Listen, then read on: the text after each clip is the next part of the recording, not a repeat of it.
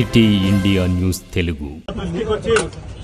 నిన్న మేము తెలంగాణ భవన్ లో ప్రెస్ మీట్ పెట్టి మాట్లాడిన తర్వాత మరి ఇక్కడికి వచ్చి వాళ్ళు పరామర్శించి తూతూ మంత్రంగా వాళ్ళు చేసినటువంటి క్రూరమైన చర్యలు వాళ్ళ అనుచరులను కాపాడుకునే ప్రయత్నం చేస్తా ఉన్నారు.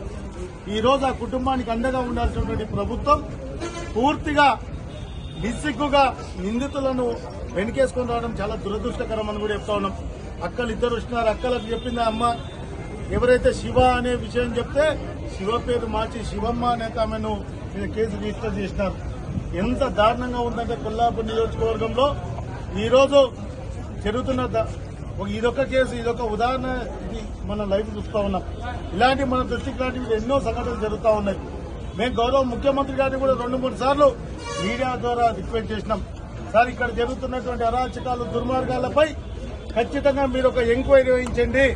ఎంక్వైరీ వేయించి ఏదైతే దీని వెనుక ఎవరున్నారో కఠినంగా శిక్షించమని కూడా డిమాండ్ చేసినాం. ఈ రోజు ఈ మహిళపై ఏదైతే చెంచు మహిళపై జరిగిన దాడి ఉందో మరి ఆ కుటుంబానికి అండగా ప్రభుత్వం నిలవాల్సినటువంటి అవసరం ఉంది.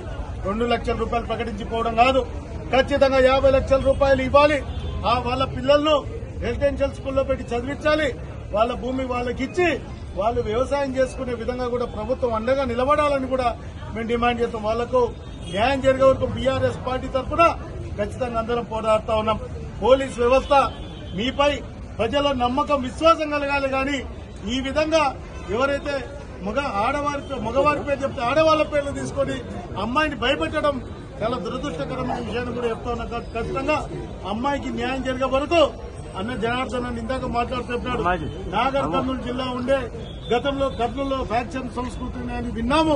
అలాంటి పాలన ఇక్కడ మన ప్రాంతంలో వచ్చిందని చెప్తా ఉన్నారు. ఇది ప్రజాపాలన, రాక్షస పాలన ఒక్కసారి అర్థం చేసుకోవాలని కూడా విజ్ఞప్తి చేస్తాం. ఖచ్చితంగా దీనిపై ప్రభుత్వం ఎంక్వైరీ చేయాలి. వీళ్ళని నిందితులను కాపాడుతున్న అధికారులు ఏ స్థాయిలో ఉన్నా సరే చట్టపరంగా చర్యలు తీసుకొని వాళ్ళని సస్పెండ్ చేయాలని, వాళ్ళ మీద కూడా కేసులు రిజిస్టర్ చేయాలని చెప్పి కూడా మేము డిమాండ్ చేస్తా ఉన్నాం.